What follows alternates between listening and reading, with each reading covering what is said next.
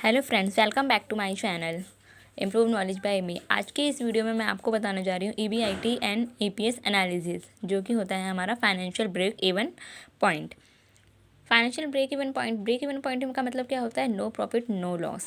No profit no loss यानी कि अगर सपोज़ करो आपने अपने बिजनेस में 100 रुपये लगाए हैं, तो आपको ना तो 100 रुपये से कम मिला है, ना कि 90 80 ऐसे कुछ मिला है, ना ही आपको उससे ज़्यादा मिला है।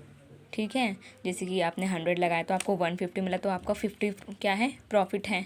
लेकिन ऐसा कुछ नहीं है। अगर आपने उसको 100 रुपये लगाए हैं बिजनेस में, तो आपको 100 रुपये मिल गए। तो ये है, ना तो आपको प्रॉफिट हुआ है, ना ही आपको लॉस हुआ है। That is mean break even point, no profit no loss. यहाँ पे हम सीखेंगे कि EPS यानी अर्निंग पर शेयर कैसे निकाला जाता है, और EBIT का फॉर्मूला होता है earning before interest and tax. ठीक है, तो यहाँ पे जैसे कि सेल्स होती है, हमारी सेल्स है, उसमें से वेरिएबल एक्सपेंस लेस कर देंगे।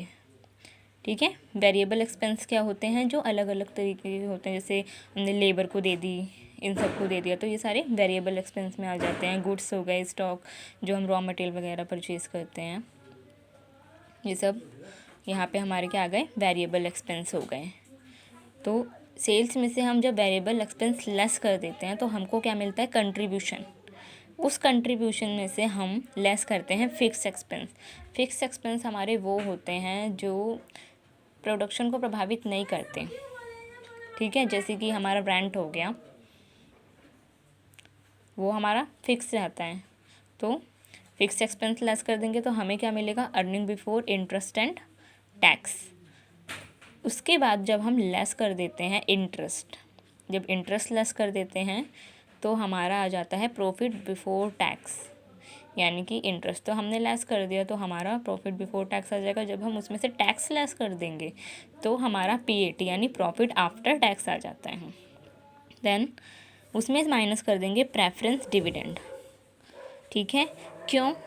क्योंकि टैक्स लेस करने के बाद इक्विटी बाद में आते हैं, लेकिन हमें सबसे पहले जो देना होता है, वो क्या देना होता है कि जो हमारे प्रेफरेंस शेयर्स होते हैं, जिससे हमने लिया होता है, उनकी कॉस्ट हमें चुकानी पड़ती है।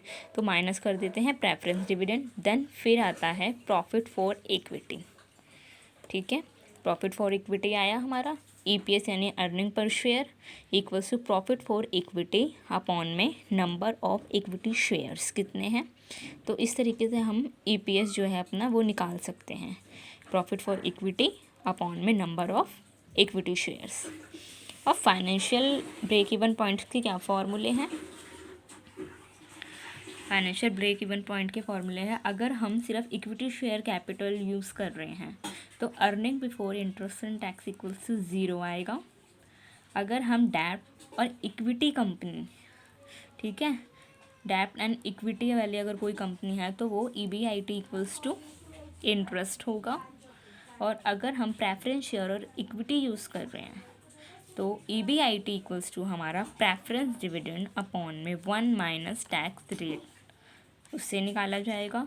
और अगर हम डेब्ट, preference share and equity company वाला हमारी कोई कंपनी है जिसमें डेब्ट भी है, प्रेफरेंस शेयर भी है और इक्विटी भी है, तो EBIT equals to interest plus preference dividend upon में 1 माइनस टैक्स रेट। तो ये कुछ फॉर्मूलेज हैं जिनकी मदद से आप ये सब निकाल सकते हैं। फाइनेंशियल ब्रेक इवन पॉइंट और EPS कैसे निकाला जाएगा, वो भी मैंने आपको इस वीडियो में बता दिया है। तो ये इसके फॉर्मूलेज हैं, तो आप इन्हें नोट कर लीजिए। इसके बाद आप इजीली आप इन फॉर्मूलों का यूज़ करके आंसर जो है वो निकाल पाएंगे।